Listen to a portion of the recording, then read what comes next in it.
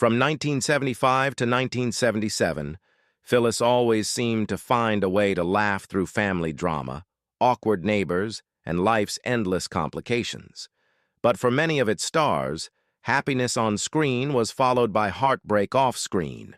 A shocking murder, broken families, devastating illnesses, and one tragic loss after another left only one cast member still alive in 2026. Let's see what really happened to them and pay tribute to the remarkable legacies they left behind. Cloris Leachman as Phyllis Lindstrom. Cloris Leachman was born on April 30, 1926, in Des Moines, Iowa, USA. At 49 years old, she played Phyllis Lindstrom, the sharp-tongued, ambitious, and endlessly memorable neighbor whose wit and confidence made her one of the standout characters. The role became so popular that it eventually led to her own successful spin-off series, Phyllis. Behind her success was a personal life marked by heartbreak. In 1953, she married producer George Englund, and together they raised 5 children. Although the marriage lasted more than 2 decades, it was often troubled by separations and growing tensions before ending in divorce in 1979. The greatest tragedy of her life came in 1986, when her son, Brian Englund, died from a drug overdose involving ulcer medication. The loss devastated Leachman and left her struggling with depression, even as she continued working and appearing cheerful in public. Professionally, she became one of the most decorated actresses in television history. She won a record 8 Primetime Emmy Awards and earned an Academy Award for Best Supporting Actress for The Last Picture Show, 1971. She also delighted audiences in Mel Brooks classics such as Young Frankenstein, 1974, and High Anxiety, 1977, proving her versatility in both drama and comedy. Even into her 80s, she remained one of Hollywood's busiest performers. Cloris Leachman died on January 27, 2021, at the age of 94 in Encinitas, California. The official cause of death was a stroke, with COVID-19 listed as a significant contributing factor that weakened her condition. Her passing marked the end of a remarkable career that spanned more than 7 decades and left an unforgettable legacy in both film and television. Henry Jones as Judge Jonathan Dexter. Henry Jones was born on August 1, 1912, in Philadelphia, Pennsylvania, USA. At 63 years old, he played Judge Jonathan Dexter, the respected and authoritative judge whose presence added wisdom and credibility to the story. His performance reflected the quiet professionalism that made him one of Hollywood's most dependable character actors. Away from the screen, Jones experienced both personal and professional pressures. He was married twice, first to an actress during his early theater years and later to Judy Jones. As he grew older, he felt increasing pressure to continue working steadily to maintain financial security for his family. Unlike many stars, he rarely enjoyed leading roles despite his talent, spending decades building a career through supporting performances that earned respect rather than celebrity. His persistence paid off with an impressive body of work. In 1958, he won a Tony Award for his acclaimed performance in Sunrise at Campobello. Movie audiences also remembered him as the sinister Leroy in The Bad Seed, 1956, while Alfred Hitchcock fans recognized him from Vertigo, 1958.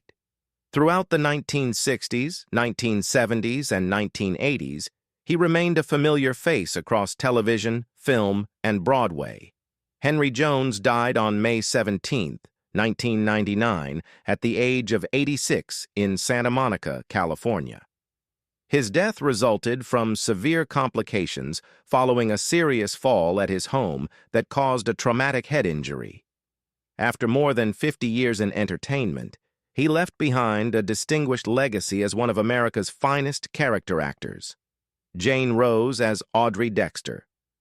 Jane Rose was born on February 7, 1913, in New York City, New York, USA. At 62 years old, she played Audrey Dexter, the wealthy, sophisticated mother of Judge Jonathan Dexter and the sharp-witted mother-in-law who frequently challenged Phyllis with her elegance and strong opinions in Phyllis. Her witty exchanges and family conflicts helped create many of the show's most memorable moments. Success arrived later in life for Rose than it did for many performers. After spending decades building a reputation on Broadway and in supporting screen roles, she finally gained wider television recognition in her 60s.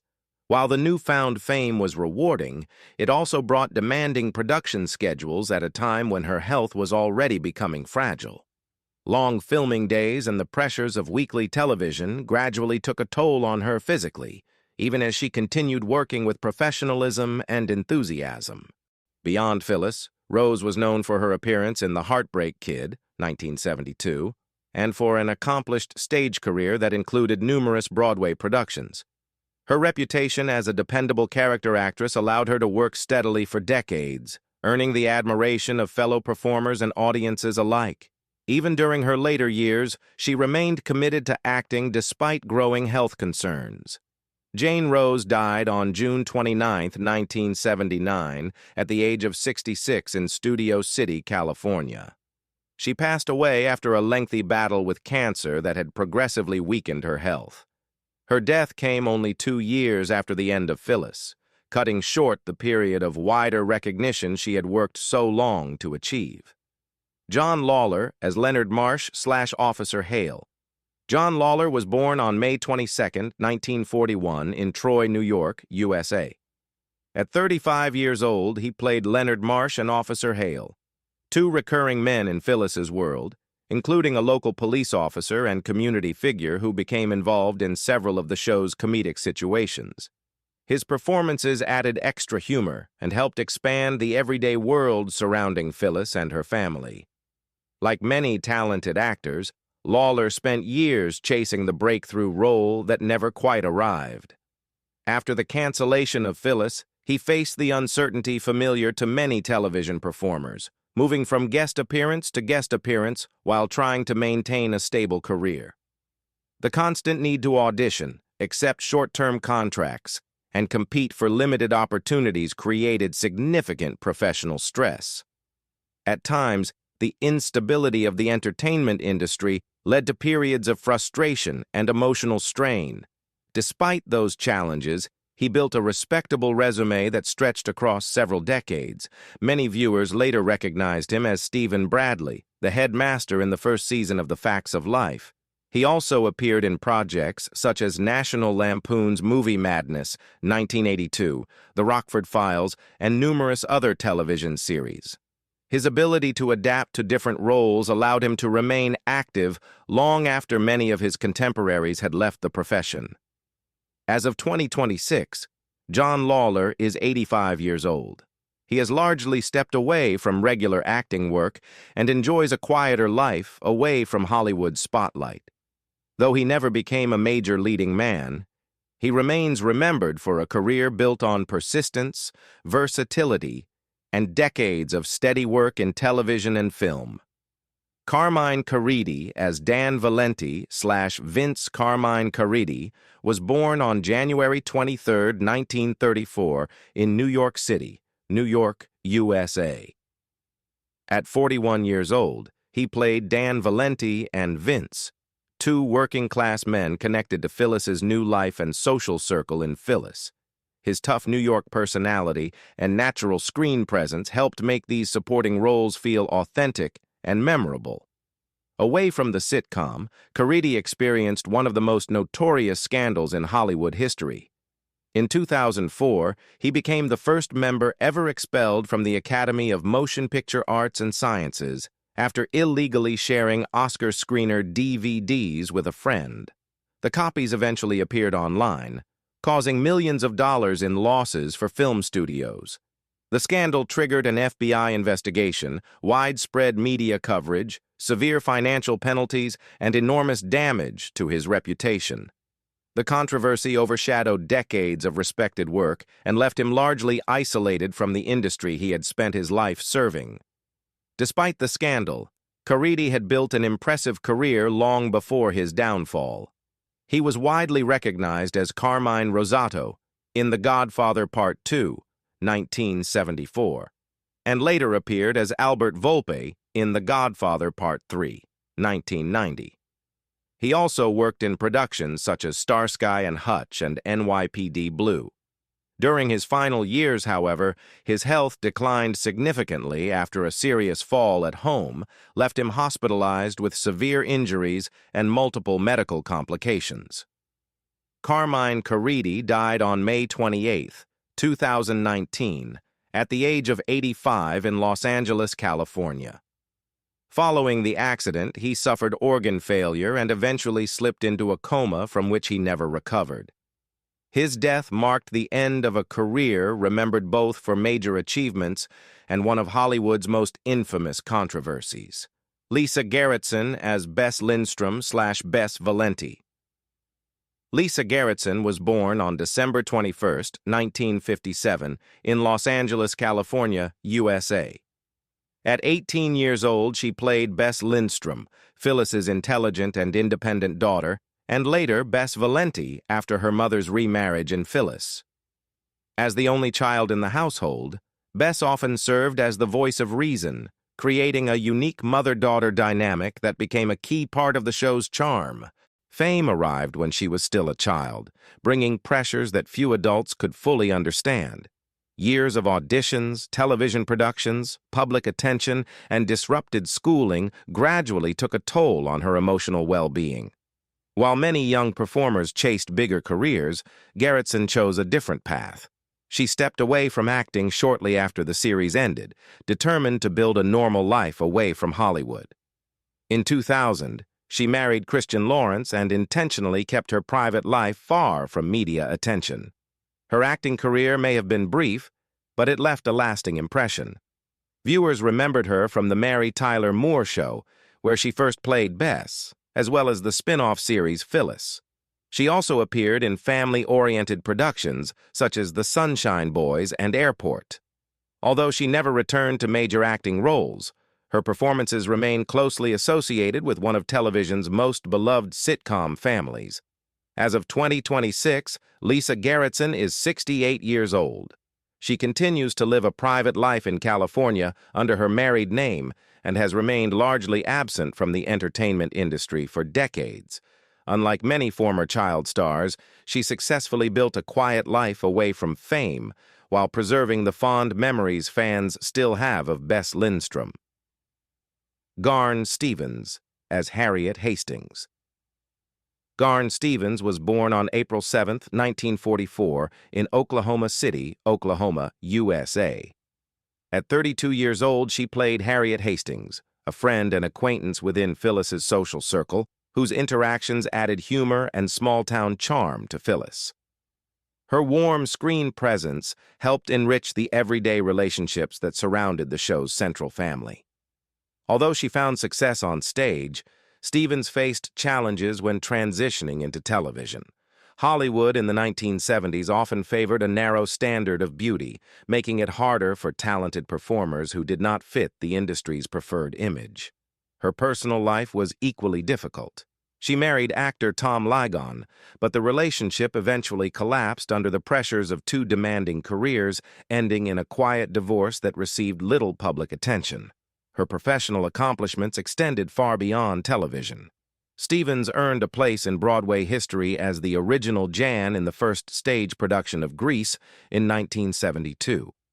She later appeared in the cult horror film Halloween 3, Season of the Witch, 1982, and worked steadily in television and theater throughout her career. Even after stepping away from major productions, she remained respected among fellow performers for her versatility and dedication. Garn Stevens died on December 19, 2023, at the age of 79. During her final years, she lived largely out of the public eye while dealing with several age-related health issues and chronic medical conditions. She passed away peacefully at home, closing a career that stretched across stage, film, and television. Richard Schaal as Leo Heatherton. Richard Schaal was born on May 5, 1928, in Chicago, Illinois, USA. At 47 years old, he played Leo Heatherton, the wealthy and often eccentric father of Julie Erskine, whose complicated family connections frequently brought new challenges into Phyllis's life in Phyllis. His sharp comedic timing made Leo one of the show's most memorable recurring family members. Shaw's personal life was marked by repeated heartbreak. He went through 3 marriages, with his most publicized relationship being his marriage to actress Valerie Harper from 1964 to 1978. As Harper's fame soared during the success of The Mary Tyler Moore Show and Rhoda, reports often suggested that differences in career momentum placed increasing strain on the marriage. Their eventual divorce became one of the most talked-about separations connected to the television world of the 1970s. His daughter, actress Wendy Shaw, later built a successful career of her own while navigating the effects of her parents' breakup. Alongside his television work, Shaw appeared in acclaimed films such as The Russians Are Coming, 1966, and Slaughterhouse-Five, 1972. He also became a familiar face through numerous comedy appearances, including projects with The Second City and several productions connected to television comedy legend Mary Tyler Moore. His ability to play quirky fathers, businessmen, and authority figures kept him working steadily for decades. Richard Shaw died on November 4, 2014, at the age of 86. He spent his final years at the Motion Picture and Television Fund retirement community in Woodland Hills, California, where many veteran entertainers reside. He passed away from complications related to advanced age, bringing to a close a long career in comedy, film, and television. Judith Lowry as Sally Mother. Dexter. Judith Lowry was born on July 27, 1890, in Fort Sill, Oklahoma Territory, USA. At 85 years old, she played Sally Mother Dexter, the sharp-tongued, outspoken grandmother of Judge Jonathan Dexter and the elderly matriarch of the Dexter family in Phyllis. Her witty remarks, stubborn personality, and fearless honesty made her one of the sitcom's most beloved scene stealers. Her success came after decades of sacrifice. In 1924, she married actor Rudy Rudd, and together they raised 9 children. The responsibilities of supporting such a large family forced Lowry to step away from acting for many years, while focusing on motherhood and household life. Financial pressures and family obligations dominated much of her adult life, delaying the career recognition that eventually arrived when she was already in her 60s and 70s. Once she returned to acting, Lowry quickly became a familiar face to television audiences. Her portrayal of Mother Dexter became the most celebrated role of her late career, while films such as Cold Turkey, 1971, introduced her to a wider audience. Her remarkable ability to deliver comedy at an advanced age earned admiration throughout the industry and proved that success could arrive at any stage of life.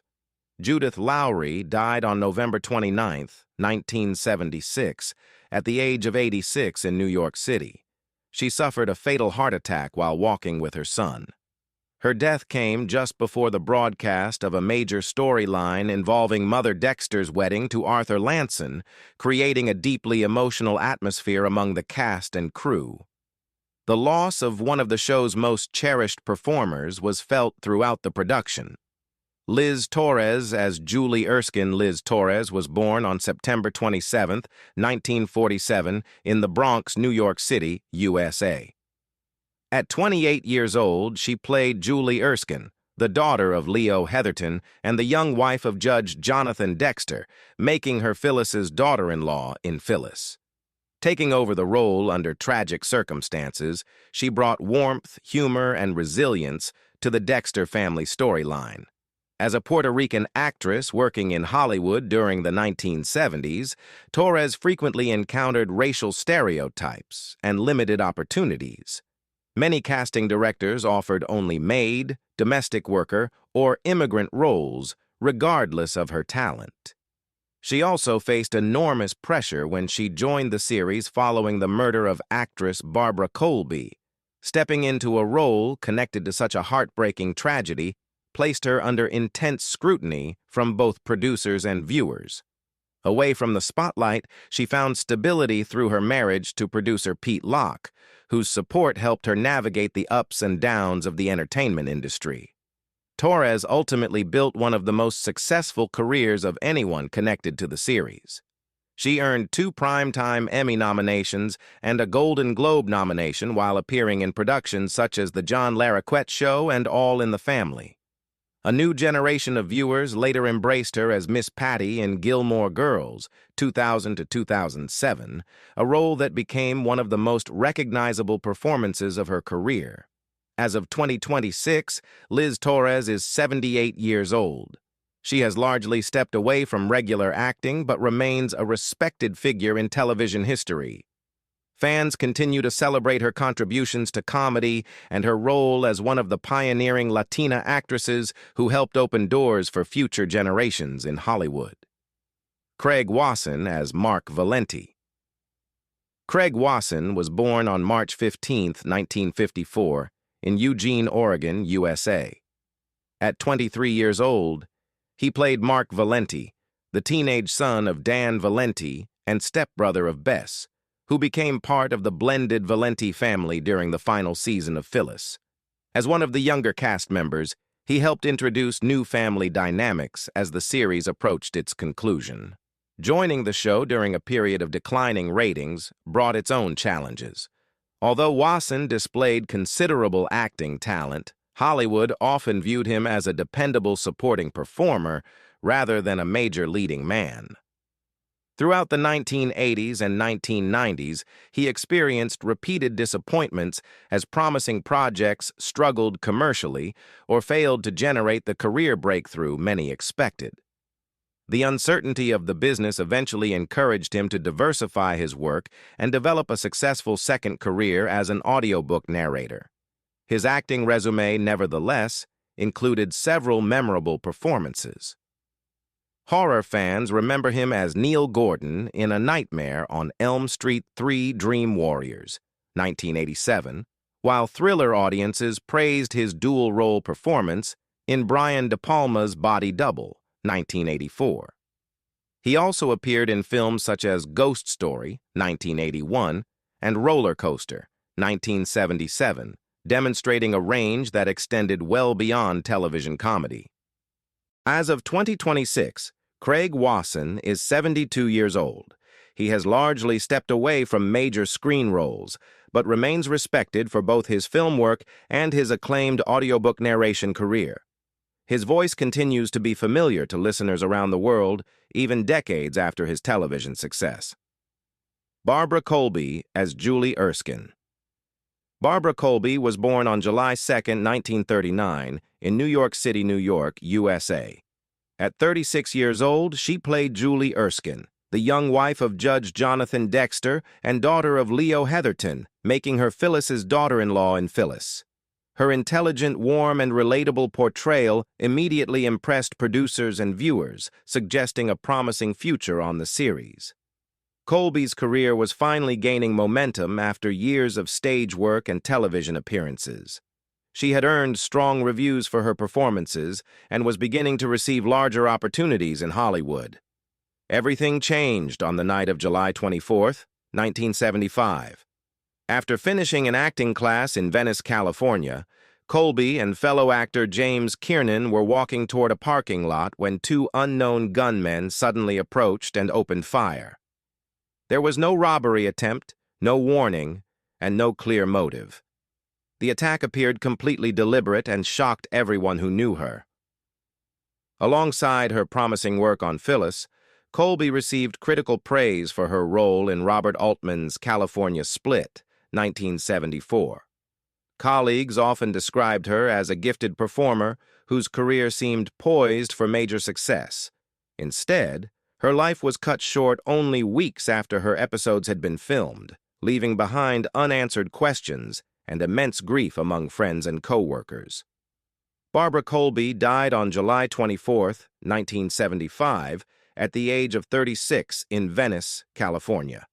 She was killed instantly by gunfire during the attack. James Kiernan survived briefly, but was unable to provide investigators with enough information to identify the killers.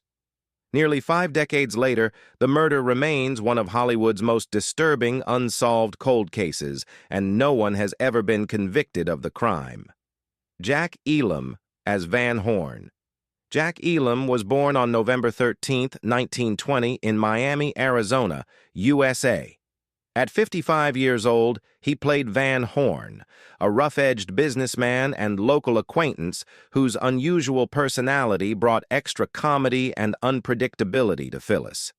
His distinctive appearance made him instantly recognizable, even in brief supporting roles. Much of Elam's life was shaped by a childhood accident that permanently changed his appearance. During a fight at a Boy Scout camp, a pencil was thrust into his left eye, leaving him blind in that eye and causing it to drift noticeably.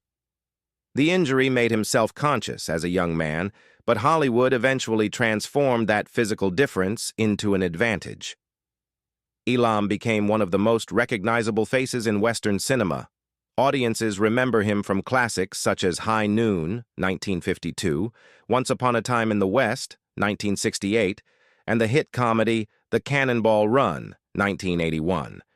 His ability to play villains, outlaws, drifters, and eccentric cowboys kept him working for more than 5 decades. In recognition of his contributions to the genre, he was inducted into the Western Performers Hall of Fame in 1994. Jack Elam died on October 20, 2003, at the age of 83 in Ashland, Oregon. He had spent years battling chronic cardiovascular problems and eventually succumbed to congestive heart failure. His passing marked the loss of one of the most distinctive character actors in Western film history. Burt Mustin as Arthur Lanson. Burt Mustin was born on February 8, 1884, in Pittsburgh, Pennsylvania, USA. At 92 years old, he played Arthur Lanson, the kind-hearted elderly gentleman who became the romantic fiancé of Sally Mother Dexter during one of the series' most touching late storyline developments in Phyllis. His gentle performance brought warmth and emotional depth to the show's final season. Unlike most actors, Mustin spent the majority of his life outside the entertainment industry. He worked as an insurance salesman, automobile salesman, and civil engineer while supporting his family through economic hardships, including the Great Depression. His greatest challenge was pursuing a dream that began remarkably late. He did not make his first film appearance until the age of 67, forcing him to build an acting career at an age when most people had already retired. His personal life, however, was anchored by stability. He married Frances Woods in 1915, and their marriage lasted 54 years until her death in 1969. Losing his wife after more than half a century together left him devastated, and acting became a source of comfort during his final years. Despite starting late, Mustin became one of television's most beloved elderly performers. He appeared in popular series such as Leave It to Beaver, The Andy Griffith Show, and numerous other sitcoms and dramas. Burt Mustin died on January 28, 1977, at the age of 92 in Glendale, California. Following the completion of his final television appearances, his health declined rapidly due to complications associated with advanced age and physical frailty. He passed away only months after appearing on Phyllis, leaving behind an inspiring legacy as a man who achieved television fame after the age when most careers have long since ended.